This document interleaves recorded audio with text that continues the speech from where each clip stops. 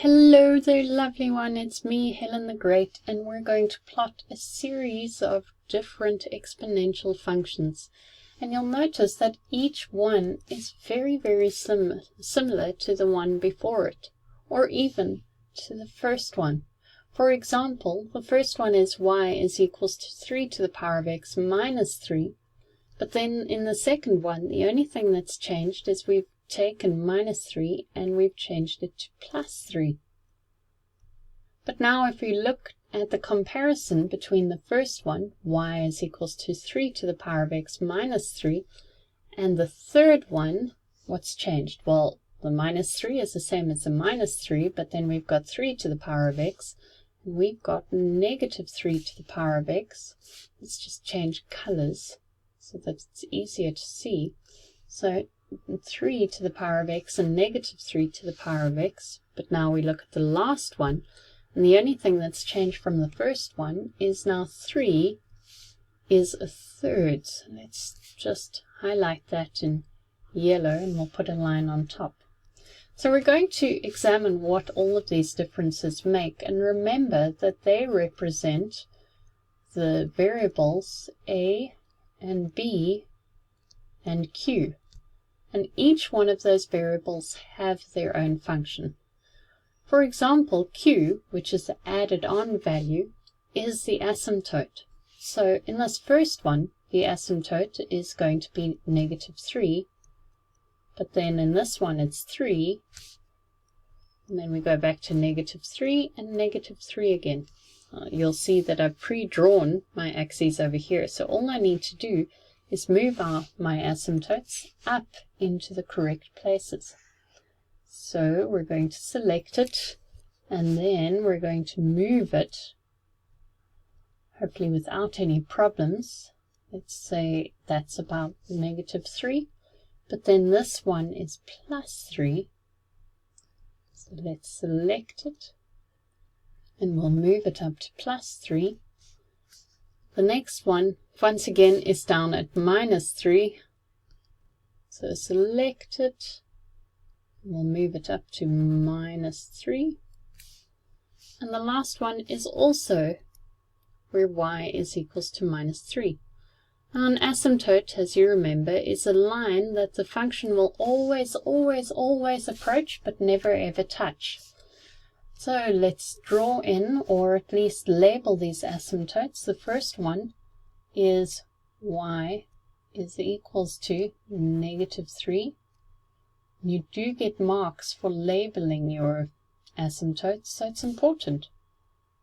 Y is equals to negative 3, and y is equals to negative 3. Did I have to do calculations? Nope. I just have to remember that the q value is our asymptote. Let's go to the next thing, where we've got to examine what's happening for the base of x. You'll notice that there are two variables. There's a times by b. Now b is never ever going to be 1. Why? Because 1 to the power of anything is always going to be 1, so it won't form an exponential function then. So b cannot be 1, and it also can't be 0 for the same reason.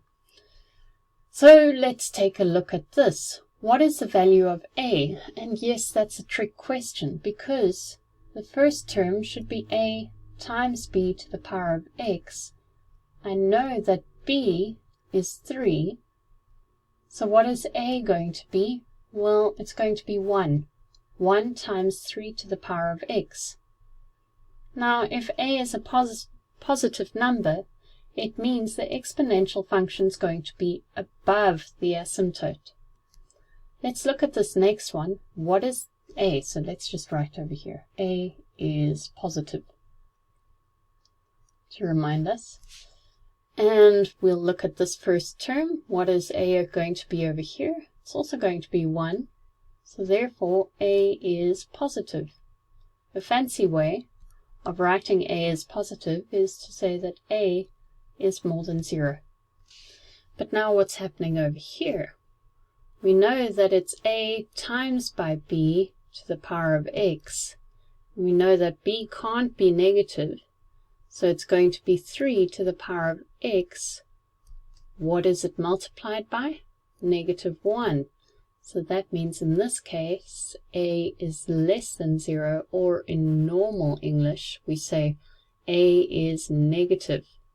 And that tells us that it's going to be below the asymptote. Lastly, remember it's a times by b to the power of x.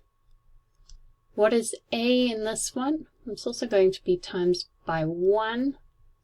It's 1 over 3 to the power of x. So that means a is positive. So this is also going to be above the asymptote. So this one is the only one that's below the asymptote.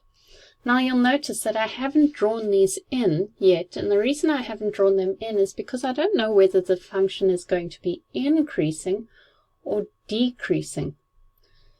In other words, is it moving away from the asymptote or is it moving towards the asymptote?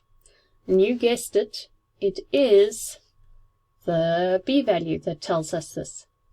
Now if b is more than 1, so b is more than 1, it's going to be moving away from the asymptote. What does this mean? Away from, let's just write it down before it looks far too confusing. This means that firstly, a tells us that it's going to be above the asymptote. Let's switch to green. And then b is going away from the asymptote, so it's going to go above in that direction. It's all very good, but do we know what the x and the y-intercepts are? No, we still need to calculate them. So we make y equal to 0. Oh, it's a lot of work, isn't it? It looks like a lot of work, but it isn't actually that much. 3 to the power of x minus 3. So 3 is equals to 3 to the power of x. Of course, it's 3 to the power of 1, which means x is equals to 1. That's going to be our x-intercept, 1 and 0. And now we need to figure out our y-intercept. We're going to figure out our y-intercept by making x equal to 0.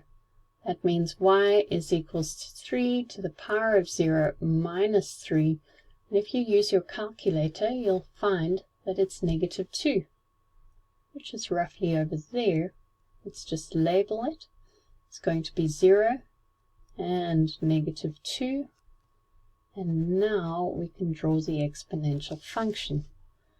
Remember, you're marked, whoopsie, I shouldn't have touched the asymptote there.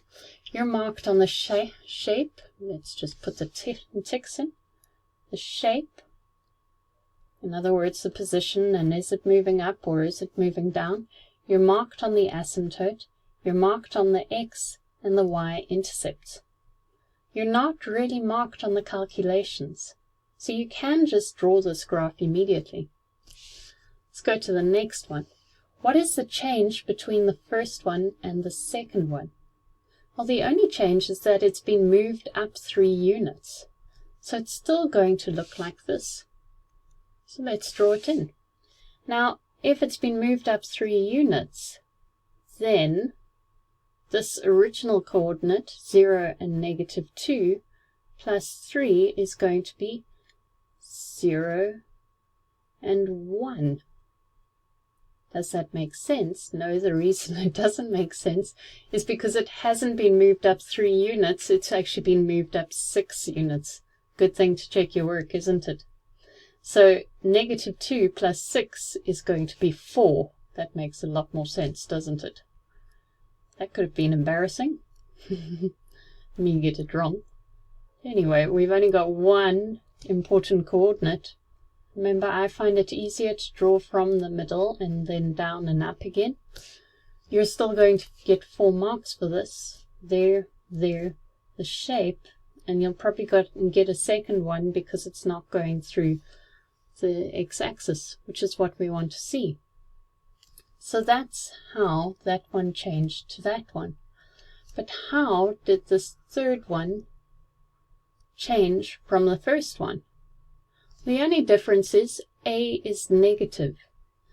B is still more than 0, so it's still going to move away. But this time it's going down. Why? Because we move away, we're moving away down here. Let's draw this in. I'm just going to estimate that it's about over there. And it's moving in over here. Terrible line. Don't make it so wonky when you do it. We have this important point that we need to determine. Because it's the y-intercept, we've got to make x equal to 0. So that means it's going to be y is equals to negative 3 to the power of 0 minus 3. Now be careful here because this is actually going to be negative 4. Why is it going to be negative 4? Because this is actually negative 1 times by 3 to the power of 0 minus 3, which makes us negative 1 minus 3, which is negative 4. Please just use your calculator. Then it'll all be fine. I haven't really left enough space for myself, but there we go. Once again, you get a mark for shape. I'm not sure I would get full marks there. You get a mark for labeling your asymptotes and then for your intercepts. Okay, lastly, what is the difference between the first one and the last one? Well, the last one has b is less than 1. It's also going to be more than 0. But b is less than 1. And when b is less than 1, it means we are moving towards the asymptote. So we're getting closer and closer and closer. Is this going to be above or below the asymptote? Because a is positive, it's going to be above the asymptote. So we're going to have a graph that looks something like that. However, we still need to figure out what the x and y intercepts are, if there are two, which there are. How do I know? Because it's going to come through there, and then it'll be 2. So once again, just use your calculator, especially for the y-intercept, to the power of 0 minus 3, which is going to be equal to minus 2. So that's 0 and minus 2. Let's put it in over there. 0 and, oh, let's undo that because I know I want to draw through there. So I'm just going to put here 0 and negative 2. But now I know I'm going to have an x-intercept somewhere over here because this line, and once again, what a terrible wonky line that is, but this line is going to go down like that. It's traveling towards. So how do I find the x-intercept? I've got to make y equal to 0. That means 0 is equals to 1 over 3 to the power of x minus 3. I'm going to move the minus 3 over to this side, and I'm also going to change 1 over 3 to negative 1, which means it's going to be negative x, and we're going to say 1 is equals to negative x, negative 1 is equals to x. Whoopsie, not 0. That doesn't make any sense. So that means my x-coordinate is that. Terribly messy work, but you get the idea with the differences of the different variables. And that's really important with this particular function. That's it for now. Much love.